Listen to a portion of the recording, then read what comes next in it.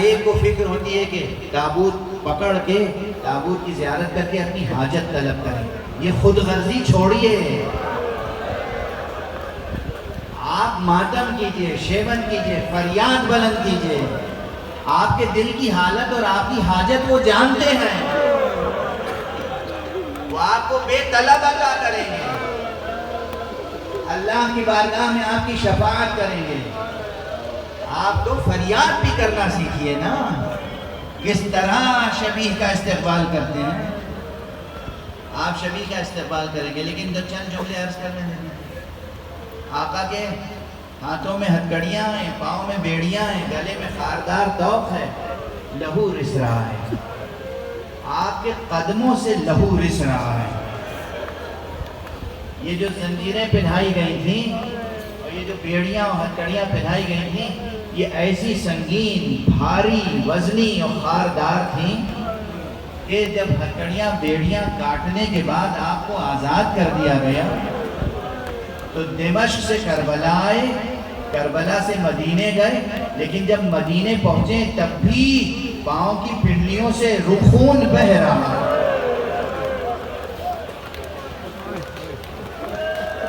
یہ تاریخ ہے. پہنچے اس وقت بھی قدم مبارک لہو لہان تھا اور خون رس رہا تھا. ایسے گہرے زخم تھے، لیکن ان زخموں کے باوجود کیسے مسلسل نمازیں پڑھی ہیں، کیسے مسلسل سجدے کیے ہیں، کیسے مسلسل رکوع ادا کیا ہے، کیسے قنوت میں دعا طلب کی ہے اور قیامت تک آنے والے مسلمانوں کے لیے، امت کے لیے دعائیں کی ہیں. اسی لیے اس شان سے جو نماز پڑھتے ہیں ان کا انعام دنیا میں یہ معمولی سا انعام ہے کہ شام کی سرزمین پر دمشق شہر میں کبھی کسی شیعہ کی حکومت قائم نہیں ہوئی.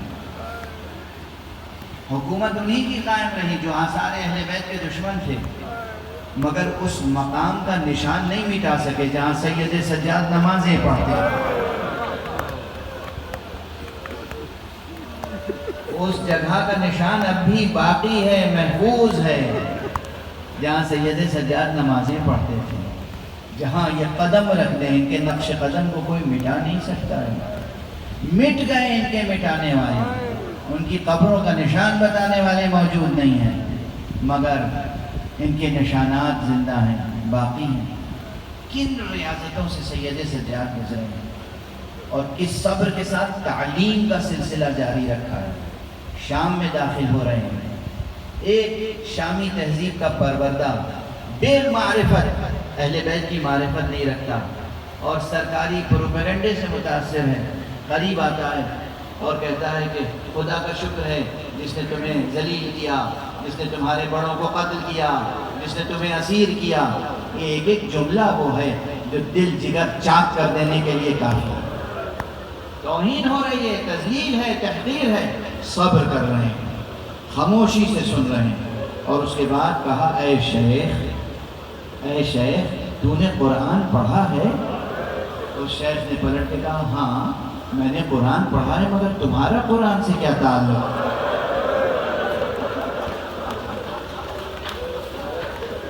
اے شیخ تو نے قرآن مجید میں یہ آیت پڑھی ہے انما یرید اللہ لیذھب عنکم الرجس اہل البیت؟ کہا ہاں یہ آیت پڑھی ہے، مگر یہ تو اہل بیت رسول کی شان میں، تمہارا اس آیت سے کیا تعلق؟ یہ بے معرفتی، یہ بے معرفت. اے شیخ تو نے یہ آیت بھی پڑھی ہے قُلْ لَا أَسْأَلُكُمْ عَلَيْهِ أَجْرًا إِلَّا الْمَوَدَّةَ فِي الْقُرْبَى. کہا یہ آیت پڑھی ہے مگر تمہارا اس آیت سے کیا تعلق ہے؟ کہا تم نے آیت بھی پڑھی ہے وَآتِ ذَا الْقُرْبَى حَقَّهُ. کہا یہ بھی آیت پڑھی ہے، مگر آخر یہ تو بتاؤ تم کون ہو؟ ان آیتوں کی تلاوت کیوں کر رہے ہو؟ ان آیتوں سے تمہارا کیا رشتہ ہے؟ بس اپنی پوری متانت عصمت کے ساتھ، شان مظلومیت کے ساتھ ایک مرتبہ آپ نے فرمایا وہ اہل بیت ہم ہی تو ہیں.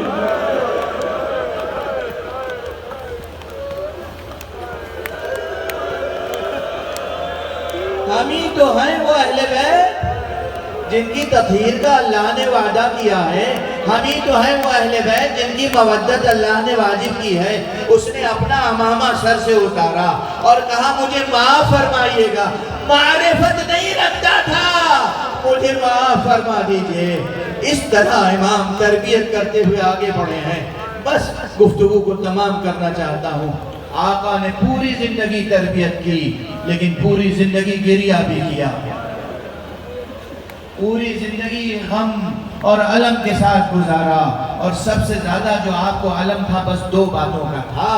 ایک بیویوں کا برہنہ سر ہونا, اور دوسرا آپ شبیہ تابوت اٹھائیں گے پورے جذبے سے. میں ایک جملہ کہنا چاہتا ہوں, آقا کا جب اس وقت جنازہ اٹھا تھا نا, وہ بھی بہت پرشکوہ جنازہ تھا. پورا شہر مدینہ امام زین العابدین کے جنازے کے ساتھ ساتھ تھا. سب نے نماز ادا کی, سب نے انتہائی احترام کے ساتھ جا کے جنت البقیع میں سپرد لحد کیا. آگے آگے امام باقر جیسا بیٹا تھا, حضرت زید شہید تھے, بیٹے تھے, پوتے تھے, نواسے تھے, عزیز تھے, بنی ہاشم تھے, اصحاب تھے, انصار تھے, مہاجرین تھے, انصار کی اولادیں, مہاجرین کی اولادیں, سب امام زین العابدین کا تابوت اٹھائے ہوئے تھے. آج آپ تابوت اٹھا کے جب یہ جذبہ پیش کریں گے کہ آقا اگر ہم ہوتے ہم بھی آپ کا تابوت اٹھاتے, تو وہ بے شک کہیں گے ہاں ہاں تم میرا تابوت اٹھاتے, مگر اس سے بھی میرے دل کا زخم مندمل نہیں ہوگا. میرا بابا بے گور و کفن کربلا کی سرزمین.